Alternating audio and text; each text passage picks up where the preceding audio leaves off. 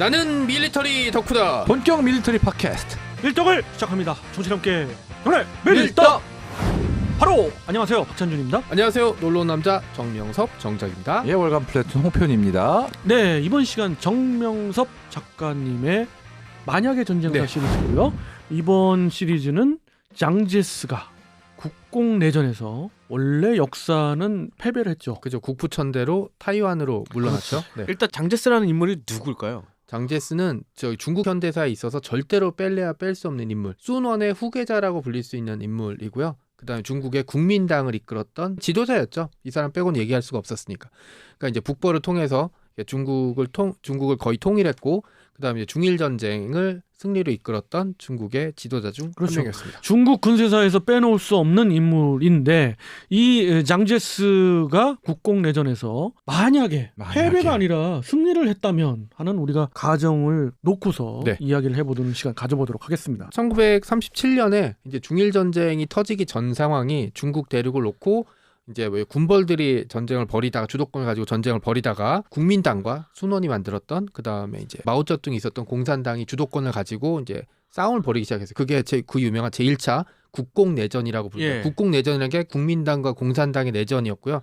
이게 막 6차 전쟁까지 갔고 거의 공산당이 패배 직전까지 갔는데, 이게 왜 일어난 거예요? 그러니까 이제 당연히 국민당과 공산당이 서로 양립할 수가 없는, 이념적으로 국민당은 자본적, 자유민주주의를 지탱. 그리고 이제 공산당은 이제 당시 소련의 영향을 받아서 중국들의 공산화를 목표로 네네. 하고 있었기 때문에 그 중국의 군벌들, 그 유명한 장장님 뭐 이런 사람이 있었을 때는 이제 힘을 못 썼다가 이 군벌들이 정리되고 나서는 당연히 국민당의 주도권에 대해서 공산당이 소비에트를 설립하면서 계속 저항을 하게 돼요. 네, 그러면서 이제 내전이 굉장히 크게 벌어지고, 그 유명한 대장정도 이제 제1차 국공내전 시즌에 있었거든요. 그래서 거의 공산당을 끝장낼 뻔했는데 일본군이 이제 이 틈을 노려서 공격해 오면서 그 손을 잡고 일본과의 전쟁을 해야 된다라는 일단 여론이. 2차 세계 대전이 터졌으니 그렇죠. 예, 그러면서 이제 국공 합작이 이제 이루어지고, 그러면서 1937년부터 중일 전쟁이라는 게 벌어집니다. 예. 그리고 1945년 8월 15일에 일본이 항복하면서 적 대상이 없어져 버리니까 이제 양쪽이 이제 중국 대륙의 패권을 놓고 또 다시 전쟁을 벌이게 돼요. 원래 싸우던 거 이제 마저 싸우는구나. 그게 이제 뭐 예를 들어서 당연한 얘기지만 뭐 초나라와 한나라의 전쟁 같이 두 개의 세력이 공존할 수는 없으니까 전쟁이 벌어지게 되고, 그게 이제 제2차 국공내전이 벌어집니다. 이게 언제부터 벌어졌냐면 1946년 초부터 벌어져요. 근데 그게 제1차 국공내전과 네, 분위기나 네. 전력이 달라졌죠. 맞습니다. 네. 왜냐하면 중일 전쟁 기간 동안 중국 공산당에서 우리가 다 했다, 다 막았다라고 하지만 거짓말이고, 일본을 다 막았다. 네, 자기네들이 다 막았다고 선전을 하지만 사실 대부분의 전투를 치른 건 국민당군이었고 대부분의 피해를 입은 것도 국민당군이었어요. 네, 그 사이에 공산당은 저쪽 어디 연안 이쪽에서 자기네 세력을 차근차근 넓히고 있었습니다. 아, 뒤로 매기려고. 그렇죠. 그리고 또 네. 이게 결정적인 게 일본군이 항복을 하니까 공산군이 잽싸게 그 항복한 일본군들을 무기를 상당 부분을 접수를 해요. 그러니까 특히 이제 그 예전에 한번 다뤘듯이 만주 지역에 소련군이 확 쳐들어와서 이제 만주 지역을 점령하잖아요. 여기가 이제 공산당의 근거지가 근처에 있었어요. 그러니까 소련군이 당연히 자기네와 사상이 같았던 공산당에게 일본군 전차, 항공기, 무기 이런 것들을 대량으로 건네주게 됩니다. 노획한 거를. 네, 그러면서 몇 년의 전쟁 기간 동안 국민당과 일본군 치고받고 싸운 동안 이제 국민당의 전력이 많이 악화됐잖아요. 예. 그 사이에 공산당은 자기네 이제 군비를 늘리고 그 사이에 이제 무기도 늘리고, 그럼에도 불구하고 사실은 46년의 전쟁 초반에는 국민당군이 한 400만이고 이쪽은 한 100만 정도에서 그래도 국민당군이 이길 거다라는 얘기가 많았죠. 사실은 그랬었죠. 그렇기 때문에 뭐 자유민주주의라고 표현하나요? 그 연합군의 주 확실하게 얘기하면 미국이죠. 그쵸. 미국이 개입을 안 한 게 덜한 거나 간접적으로밖에 할 수 없는 게 국민당이 당연히 이기지 그러니까요. 않느냐 예. 이렇게 본 거죠. 네, 그런데 방심했구나. 네, 그리고 초창기에는 사실 국민당군이 유리했다가 이제 몇 차례 전투를 통해서 전세가 역전되고 그다음에 베이징이 함락되면서 쭉 남쪽으로 밀리게 됐죠. 이게 왜 그렇게 된 거예요? 그러니까 이제 이 부분은 여러 가지 요인들이 있긴 한데, 공산당이 유리했던 지점이 뭐냐면 게릴라전을 오랫동안 하면서 유리했던 점이죠. 대표적인 전술이 도시를 포위하고 예. 시골을 점령한다. 예. 그러니까 중국이란 땅이 사실 우크라이나보다 수십 배 넓잖아요. 예. 그러니까 국민당군이 숫자가 많아도 도시 몇 군데 점령하면 끝이에요. 그러니까 도시를 점령하게 놔뒀다가 도시로 들어가는 선들을 다 차단해버린 거죠. 그러면서 보급 문제를 좀 일으키고 그다음에 이게 좀 그거 이전에 근본 원인은 전 이거 같아요. 중국의 그 인민들의 특히 농민들의 환심을 공산군이 먼저 산 그렇죠. 거. 그렇기 때문에 양민이라고 해야 되나 그런 사람들이 공산 그렇죠. 측에 붙으니까 네. 방금과 같은 결과가 나온 거죠. 또 아주 재미난 얘기인데 이건 뭐 반쯤 농담으로 들으시면 됩니다. 장제스한테 측근이 가서 저 A라는 장군 이제 국민당군 장군이 간첩 같습니다. 왜? 공산당 간첩 같은데 왜? 너무 청렴합니다. 그러니까 이제 장제스가 이런 하고 쫓아냈는데 나중에 알고 보니까 사실이었대요. 아이고. 그러니까 그런 식으로 이런 사람들에게 대한 어떤 인심을 얻는 게 사실 공산당이 훨씬 이제 한 거. 왜냐하면 그걸 얻지 못하면 이제 싸움에 지는 거고 사실 국민당군이라는 전 자체가 사실 군벌들의 집합체에서 크게 벗어나지 않았기 때문에 자기 이익 집단이 따로따로 다 있었던 거였거든요. 예. 그러니까 내 군대가 중요한 거지 내 군대 밖에 있는 인민들이 중요했던 건 아니었거든요. 그렇게 되면서 뭐 요심전역, 회해전역해서 큰 전쟁에서 계속 패배하기 시작해요. 그 중국 영화 중에 집교로라는 영화 있거든요. 아, 거기 봤어요. 보면은 있죠. 예. 초반에 뭐 많이 미화됐지만 공산군이 어떻게 국민당군을 공격해 나가는 도시 지역에 포위되어 있는 국민군을 계속 압박하고 공격하면서 전력을 이제 뺏어오는 거죠. 그런 식으로 결국은 이제 상해까지 밀리고 그러면서 타이완으로 넘어가게 됩니다. 대만으로. 그게 이제 우리가 아는 거였고 사실 타이완을 점령하려고 했죠. 그래서 이제 이렇게 계속 진먼도 공격하고 했는데 한국 전쟁이 벌어지면서 미군이 개입하고 그러면서 타이완은 지금까지 국민당의 손에 남아있게 된 거였죠. 자, 근데 여기까지 실제 역사고 1946년에 제2차 국국내전이 시작됐을 때 미국인 상당수와 대부분의 중국인들은 어쨌든 국민당이 승리할 거라고 생각을 했었죠. 그리고 이제 뭐 승리할 기회가 없었던 건 아니었었어요. 특히 주중 정권 특사였던 조지 마샬이 계속 휴전하라고 얘기해요. 미국이 가장 큰 물주였잖아요. 이 사람이 이제 야, 전쟁도 끝났는데 사이좋게 좀 지내. 같은 민족 아니야? 라고 하면서 46년에 봄과 가을에 2차례 휴전이 돼요. 그 사이에 공산당은 만주 지역에서 소련군이 접수한 무기들을 받고 그다음에 전력을 확충합니다. 그러니까 공산군에게 휴전이라는 것은 전력 보충의 시간밖에 안 되는 거였어요. 그리고 이제 전력이 됐는데 만약에 그게 없었거나 아니면 그 이후에도 이제 장제스가 이끌었던 국민당군이 승리해서 중국 대륙이 전부 내지는 상당 부분이 국민당군이 차지했다면 사실 당연하게 자유민주주의 세력으로 편입되겠죠. 중국이. 예, 그렇죠. 그렇게 되면은 지금 약간 안 사실, 어울린다 지금 보면. 대체 역사라고 하고 뭔가를 상상해도 그래도 이제 사실 현실에 어느 정도 비춰봐야 되는데 그런 거를 완전히 뒤바꿀 어마어마한 변화가 일어나는 거죠. 첫 번째, 아시아 지역의 공산화가 상당 부분 없어져요. 그렇죠. 인도 차이나를 예를 들면 그 보구엔지압이나 아무리 보구엔지압 할아버지가 있다 그래도 중국군이 무기나 야포를 지원해주지 않았으면 못 이겼어요. 못 이기죠. 아니 심지어 소련이 지원해주고 싶어도 안 되죠. 갈 길이 없잖아요. 무기가. 그렇죠. 그러니까 인도차이나 반도의 공산화는 스톱이고 스톱이죠 그냥. 그 다음에 사실 한반도가 38선을 나눠졌다고 해도 중국 국민당이 만주 지역까지 차지했다면 북한 지역은 그냥 고립된 거예요.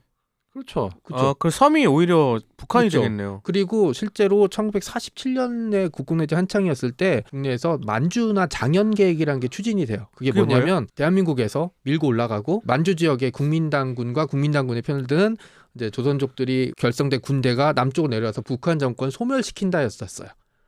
이게 이게 소련군 물려나고 나면. 그렇죠. 그런데 그때 지역에서는 만주에서 이제 철군한 상태거나 아니 국민당이 진입하게 되면 물러날 수밖에 없었으니. 근데 이게 서류상 계획으로 끝날 수밖에 없었던 게 만주 지역을 이제 공산당이 차지해 버리면서 그런 동력이 사라져 버린 거죠. 그렇죠. 그럼 만약에 중국이 장제스가 이끄는 자유민주 공화국이 됐다. 물론 장제스도 자유민주주의의 거리가 좀 있는 네. 인물이긴 하지만 어쨌든 네. 자유민주주의가 됐다. 네. 일단 미국 편이다. 네. 그럼 만약에 6.25 전쟁, 그러니까 한국 전쟁이 터졌잖아요. 6.25 전쟁이 아마 터졌잖아요. 6.25 자체가 안 일어났을 거예요. 아니 만약에 일어났으면 네. 바로 눕히게 만들어 버릴 수 예, 있었어요. 어차피 밀리는 건 좀 비슷할 것 같은데 네. 인천 상륙작전을 통해서 다시 올라갔단 말이죠. 네. 그렇게 되면은 하나의 대한민국이 네.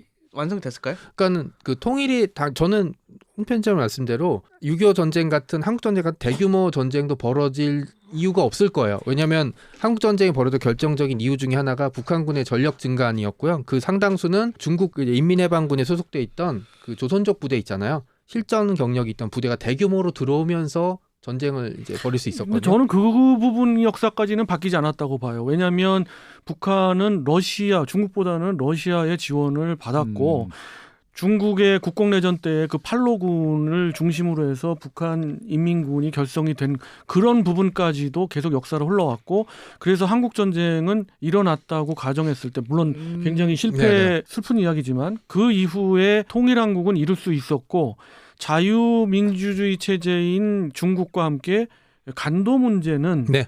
분명히 거론됐을 거고 거기에서 우리가 굉장히 여러 자료를 통해서 유리한 측면이 있었기 때문에 우리는 고토 회복을 하지 않았을까 하는 그런 추정도 근데 가능은 저는 합니다. 조금 생각이 다른 게 네. 애당초 북한이 소련의 지원으로 6.25를 냈지만 중국의 그게 지원이 가능한 배경은 배후를 걱정할 필요가 없었거든요. 배후 그죠. 만주가 그대로 중국 땅이 돼버렸으니까 한마디로 내 등은 걱정할 필요 없이 앞으로만 밀고 오면 그 상황이었는데 그렇죠. 이제 여러 가지로 해석할 필요가 그렇죠. 필 수가 있는데 이제 홍필장이 그렇게 해석했지만 저는 김일성이 그 한국 전쟁을 승인받으러 간 거는 어쨌거나 스탈린, 러시아였 지금 소련이었기 때문에 그 부분이 가장 중요하다고 본 거죠. 그다음에 이제 또 하나 이제 가장 갈림길이 되는 게 저도 사실 확실히 결론을 못 내린 부분이 뭐냐면 그 우리나라와 대한민국과 일본이 경제적으로 발전하고 번영할 수 있었던 이유 중에 하나가 동아시아에서 자유민주주의의 방벽 역할을 했던 게 되게 컸거든요. 그렇죠. 그게 이제 미국의 지원, 그다음 미국의 체제에 편입했던 게 되게 컸는데 만약 중국이 통째로 자유민주주의 국가 진영에 들어왔다면 맞아요. 우리와 일본은 상당 부분 찬밥이 되지 않았을까. 그거 큽니다. 그걸 네. 얘기하려고 커요. 했던 거예요. 네네. 중국이 어쨌거나 그렇게 되면 브레튼 우주 체제로 갈 그렇죠. 거고 그렇게 봤을 때 지금의 중국하고는 비교가 아니게끔 처음부터 발전을 했을 가장 거고 큰 변화가 뭔지 아세요? 엄청난 경제 대국이 됐을 그렇죠. 거예요. 그리고 그 경제적인 문제뿐만 아니라 현대 중국을 박살낸 게 저는 문혁이라고 생각하거든요. 문혁이 없네. 문혁이 없어졌겠죠. 왜냐하면 그건 공산당 사이에 이제 내분으로 인한 변화였잖아요. 그러니까 문화혁명이라는 게 없어진다면 지금 중국의 소프트 파워라는 게 어느 정도까지 발전했을지는 좀 걱정이고 또 하나 변화는 소련이에요. 소련이 사실은 개혁 개방을 할 수밖에 없었던 건 소련이 착해서나 정신을 차려서 그렇다기보다는 미국과의 군비 경쟁을 더 이상 감당하지 못했던 게 있었거든요. 스타워즈 계획이라든 다른 거. 근데 여기 더하기 중국과의 국경선에서 내내 긴장선이 유지됐다면 이건 뭐 소련이 받는 압박은 더 심했죠. 특히 같은 공산주의 체제였던 상황에서도 국경 분쟁이 벌어졌잖아요. 핵무기 쏘네마니 할 정도로. 그러면서 막 소련이 중국한테 핵무기를 쓰면 우리도 니네한테 핵무기를 쓴다고 할 정도로 이렇게 상황이 복잡해졌는데 그렇죠. 서로 체제가 달랐다면 그 뭐 국경 분쟁 정도로 끝나지 않을 대규모 전쟁이 벌어질 가능성도 높고 그게 벌어지지 않았다고 해도 소련이 받는 그 스트레스가 어마어마할 거예요. 아니 네. 특히나 그런 경우에는 최악의 경우에는 중소 국경지대 중국 편에 미군이 들어올 수도 그렇죠. 있는 건데 진짜 저는 근데 이런 뭐 국공내전에서 승리를 할 때 그 상상을 좀 해봤는데 그것도 그거지만 가장 우리 대한민국을 봤을 때 유리한 시나리오를 내 마음대로 해석해봤을 때는 국공내전이 장기화돼서 네. 결국에는 중국이 분단 국가가 되는 게 가장 유리할 거고 네. 여러 가지 통일됐을 때 그렇죠. 브레튼 우즈 체제에 봤을 때 우리의 불리한 점도 있고 지금의 중국 거대 중국에 봤을 때 우리의 불리한 점이 분명히 있잖아요. 그러니까 지금 맞는 게 중국은 많은 게 좋은 거예요. 그러니까 저도 중국을 좋아하기 때문에 맞아요. 많은 네. 중국을 보고 싶긴 해요. 네. 그럼 중국이 가로로 나눠졌을까요? 세로로 나눠졌을까요? 그건 당연히 에이. 지정학적이나 여러 가지 측면에 봤을 때 어떻게 남북으로 가려졌죠. 그렇겠죠. 그러니까 항상 그 그렇듯이. 남북조 시대네. 그 네. 회수라고 그러죠. 아니면 적어도 양쯔강을 중심으로 네. 해가지고 그 이남과 아니, 이북으로. 제 개인적으로는 조금 더 해서 공산당도 내분이 생겨가지고 공산 중국도 둘러다니고 또 이 심지어 국민당군도 또 내분이 돼가지고 한 네 정도로 갈라지면 이거 어떨까? 참 되게 신나는데 심지어 저는 이런 상상도 해봐요. 중국이 우리 수천 년 역사에서 보면 중국이 분단됐을 때는 한반도가 흥했고 그렇죠. 한반도가 분단되거나 또 중국이 통일됐을 때는 한반도가 굉장히 세력이 약했어요. 맞아요. 아주 그때마다 지금은- 쳐들어오더라고요. 지금은 중국이 통일이 돼 어찌됐든 돼 있는 네. 상황이기 때문에 우리가 그래서 어떻게 보면 지정학적으로 길을 못 피고 있는 건데 만약 얘들이 분단된다면 우리는 엄청날 거고 분단도 저는 두 개로 나눠지지 않는다고 봐요. 당연히 티베트 독립을 할 거고 그렇죠. 티베트 독립하고. 그리고 신장 위구르 동티르크라고 그렇죠. 그러죠. 신장 위구르 지역도 새로운 제국 내지 공화국이 생길 거고 그렇게 되면 5-6개 정도는 봐야 되거든요. 몽골도 그렇고. 몽골도 뭐 지금은 외몽고 지역만인데 내몽고 지역까지 이제 같이 독립을 할 수도 있었죠. 그렇죠. 그렇지. 확실한 건 지금은 중국의 사이즈보다는 확 줄어든다. 그러니까 엄청 줄죠. 중국이 우리가 알고 있는 중국이 아닌 거죠, 완전히. 그렇죠. 그렇게 되면은.